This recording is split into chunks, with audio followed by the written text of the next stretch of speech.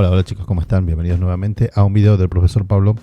En esta ocasión para historia de primer año, ¿no? Sí. Vamos a continuar con un tema que tal vez quedó ahí colgando, como diciendo algunos, yo quería que trabajemos esto. Bueno, a ver, vamos a acomodar un poquito esto. Esta.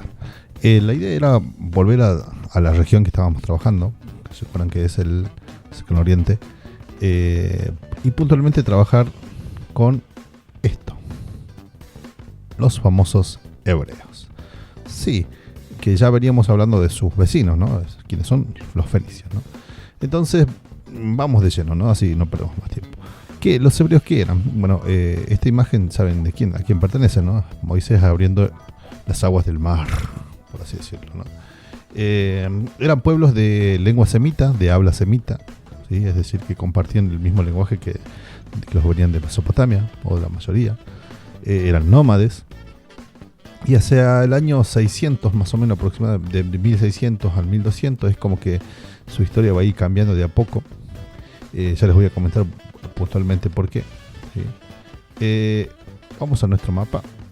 ¿Sí? Mire, acá está Mesopotamia.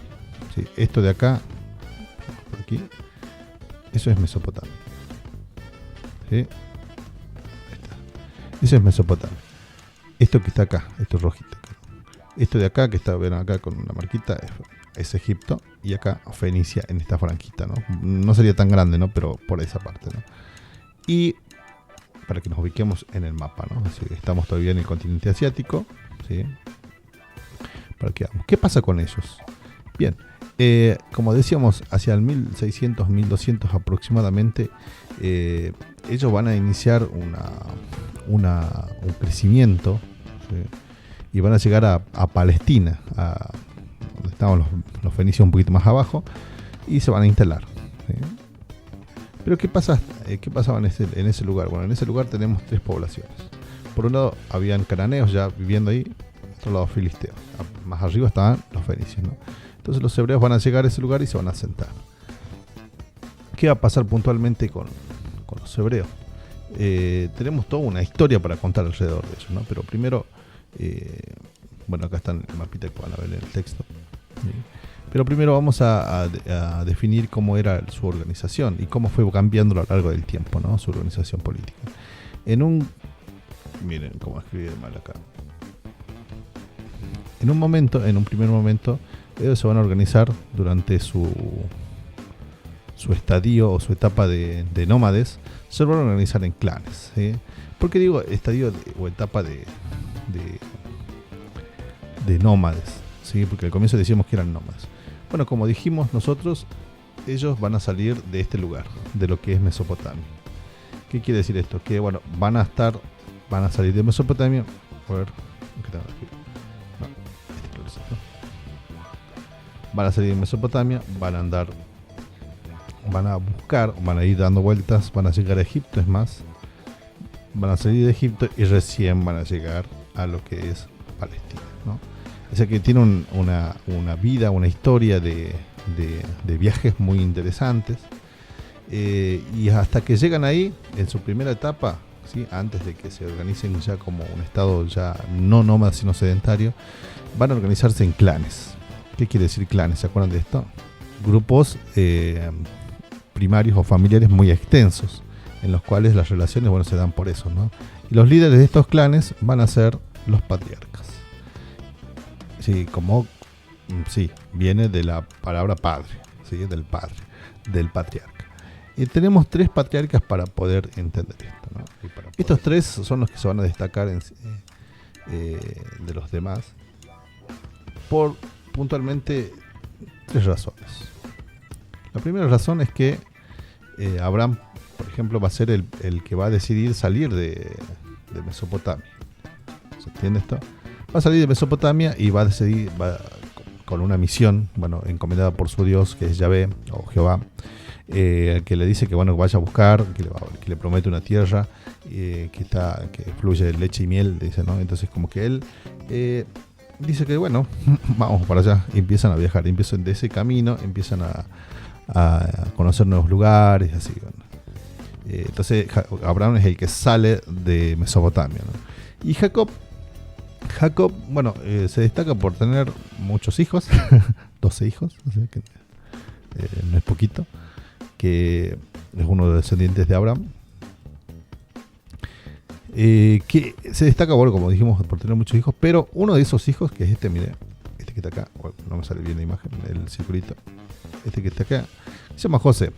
José, según lo que cuenta la historia o la leyenda, es que se hizo muy querido en Egipto, porque bueno, hubo una serie de problemitas que entre los hermanos que lo terminan vendiendo como esclavo y bueno, lo adoptan, lo compran los egipcios y él demuestra ser muy útil, muy inteligente y llega a ser un ministro muy importante en Egipto, ¿no?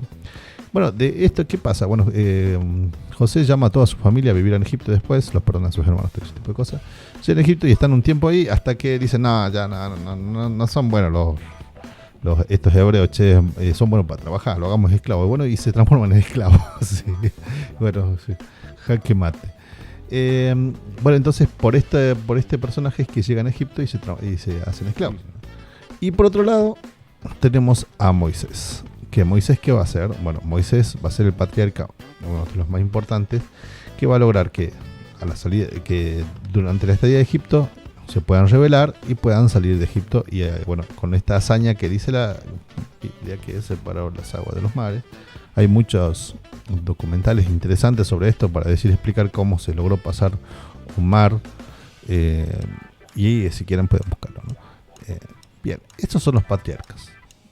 ¿Qué pasa con los patriarcas, no? Después ellos van a llegar, como dijimos, nosotros van a llegar a esta tierra, a lo que es, todavía no hemos formado estados, pero a lo que es Palestina, donde, como dijimos, estaban viviendo cananeos y filisteos, es decir, que los hebreos eran como extranjeros, ¿no? O sea, ¿y qué hacían acá? ¿Y por qué hacen acá? Esta tierra es nuestra. Bueno, ese tipo de cosas es lo que empezó a pasar. Entonces tuvieron que pelear por este territorio, y ahí es donde, aparte de los patriarcas, surgen las 12 tribus y los jueces. ¿Y qué son las 12 tribus? Bueno, ¿se acuerdan que le dije que este tipo tenía muchos hijos? Bueno, los hijos de este tipo se transformaron en como líderes de tribu o cabecillas de tribus, ¿no? Después, ya de por sí ya existía antes, ¿no? Después, estas tribus van a ser lideradas a la guerra por jueces. Los jueces que son como personajes políticos o líderes de carácter militar. Miren, Otoniel, Gedeón, hay uno que conocen todos, Sansón, el fuerte, ¿sí? Después hay algunas hazañas medias raras de algunos otros, ¿no? Bueno, se van a enfrentar y se van a lograr establecer hasta que ya a fines del siglo XI van a poder establecerse como reino, ¿sí? Van a poder conformar un reino donde va a seguir teniendo un papel muy importante el tema de los patriarcas o el tema de la religión, ¿no? Por ejemplo, el primer rey es Saúl, va a ser ungido por un líder religioso, David también y Salomón también. O sea que todos van a estar dependiendo mucho de la religión, igual que en otras civilizaciones, ¿no?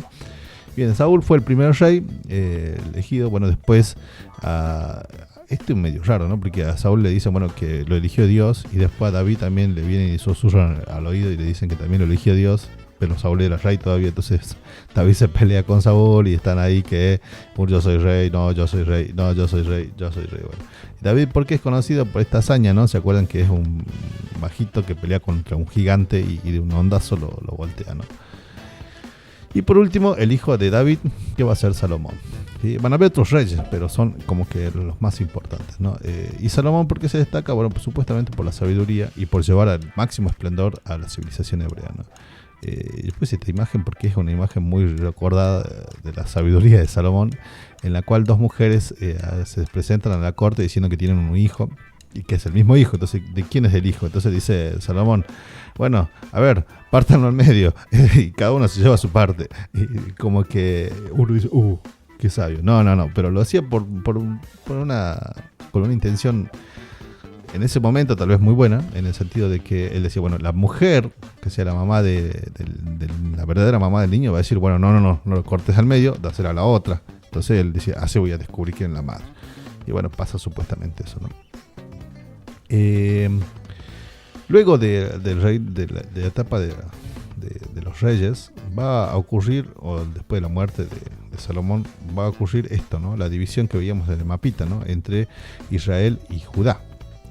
Durante todo este periodo va a haber como enfrentamientos internos en los reyes hebreos, de poder ver quién es el verdadero heredero y ese tipo de cosas, ¿no? En el año 722 los asirios, viendo que los tipos están muy descuidados, se están peleando entre ellos, atacan y se quedan y conquistan todo Israel, todo el reino hebreo, ¿no? Tanto Israel como Judá. En el 786 los babilonios, con la civilización babilónica, lo vamos a ver, también los logran conquistar. Y en el año 63 vienen los romanos ya, que vamos a ver mucho más adelante, y dicen, bueno, listo, los conquistamos, desarmamos todo y quedan como una provincia romana, ¿no? Y de ahí, a partir de este entonces, se empieza a hablar de la diáspora. ¿Qué es la diáspora? Es la dispersión de los judíos, los hebreos, a lo largo del mundo, ¿no? Porque es como que empiezan a migrar a otros lugares para poder estar a salvo, ¿no? Bien, eso en cuanto a la organización política. Y en cuanto a la economía, muy sencillo, ¿no? Para que puedan ver la economía. Una actividad principal va a ser el comercio. ¿Por qué? Porque bueno, están cerca del mar y además tienen algunas materias primas para poder comerciar, ¿no? Así, pero no al estilo fenicio, ¿no? Que los fenicios ya conquistaban casi todo el mar Mediterráneo, ¿no? Pero sí se dedicaban a comerciar. La agricultura, uno de los principales cultivos era la vid y el olivo, y también la creación de canales de riego, ¿no? Estos son los canales de riego, ¿no? En la ganadería, bueno, la creación de ganado caprino y ovino. Sí, ahí está la ovejita y la cabra. Bien. Ahora, en cuanto a la sociedad, es interesante ver que en este lugar, bueno, lo sacamos de acá para que veamos que hay conexión. Que tenemos como, ¿se acuerdan de Egipto? Tenemos dos sectores, los privilegiados, los grupos privilegiados y los no privilegiados. Esto no es el detalle, ya vamos a ver el detalle. En los privilegiados estaba el rey y los colaboradores, ¿sí? Que generalmente podían ser también de origen religioso. Y en los no privilegiados, bueno, estaban una serie de personas, ¿no? Comerciantes, artesanos, agricultores y pastores. Y dentro, bueno, de las familias, que esto sí para poder ver, dentro de las familias, o sea, de la familia básica, del núcleo familiar, los líderes eran los padres, ¿no? O sea, que una sociedad muy patriarcal en ese sentido. Y además, ustedes están viendo que casi no existe la figura de esclavo, ¿no? Bien. Por otro lado, la religión, bueno, ya vamos terminando. La religión, ¿qué? Es monoteísta, ¿sí? Y también algo particular, que ellos no representan a su Dios de manera antropomórfica. ¿Se acuerdan que tenían que tener un cuerpo de un animal o de alguna entidad? Para eso no tenía forma, no se lo podía representar, es más, era inmaterial, ¿no? Qué novedad, sobre todo para poder pensar en ese momento un Dios así, ¿no? Bueno, aunque también en algunas partes de Asia, ya el extremo oriental, se está pensando así, ¿no? Es un ser inmaterial. Pero ¿qué había hecho ese ser inmaterial interesante, ¿no? Había dejado una serie de recomendaciones o códices o normas al estilo babilonio, donde debían guiarse, o la sociedad debía guiarse por esas máximas, ¿no? Luego de que, ¿se acuerdan que les comenté que acá caen bajo dominio de los babilonios, asirios y los romanos? ¿Qué pasa? Bueno, empieza a aparecer en ellos una teoría, ¿sí? Como una corriente de pensamiento religiosa que se va a llamar mesianismo, que decía, bueno, que en algún momento va a llegar el rey, que en algún momento va a llegar alguien que nos va a liberar y ese tipo de cosas. Bueno, ellos creían que iba a llegar un rey todopoderoso que iba a arrasar con todo y los iba a liberar. Otra cosa que han dejado también de manera como legado es el tema de la Biblia, ¿no? Los escritos. Aunque en un comienzo la Biblia no estaba escrita, ¿no? Sino que era de tradición oral, se pasaba de generación en generación a través de cuentos y cantos, ¿no? ¿Y qué pasa? Más adelante es como que va a haber un traspaso de lo oral a lo escrito y que se va a dejar ahí, ¿no? Y nosotros tenemos que contar que dentro de la Biblia, el que estudie un poquito esto, tenemos tres cosas para poder ver, ¿no? Primero, la Torá, que son los primeros 5 libros, o el Pentateuco, como se lo conoce, el libro de los profetas y los escritos, ¿no? Y también tenemos más adelante que se agregan, los cristianos van a agregar a este libro al Antiguo Testamento, lo que van a llamar esto, ¿no? El Torá y los libros de los profetas, van a agregarle el Nuevo Testamento, que recoge la historia de Jesús desde su nacimiento hasta su crucifixión, ¿no? Entonces, en ese sentido es todo el tema del aporte, ¿no? Bueno, chicos, miren todo lo que hicimos, una banda, pero bueno, espero que les sirva para poder entender el texto, para poder guiarse un poquito más acerca de lo que es los hebreos. La próxima semana empezamos a hablar de civilizaciones militares, civilizaciones que se van a transformar en imperios, ¿no? Y vamos a ver asirios hebreos, ¿no? Bueno, nos estamos viendo, chicos. Chau, chau.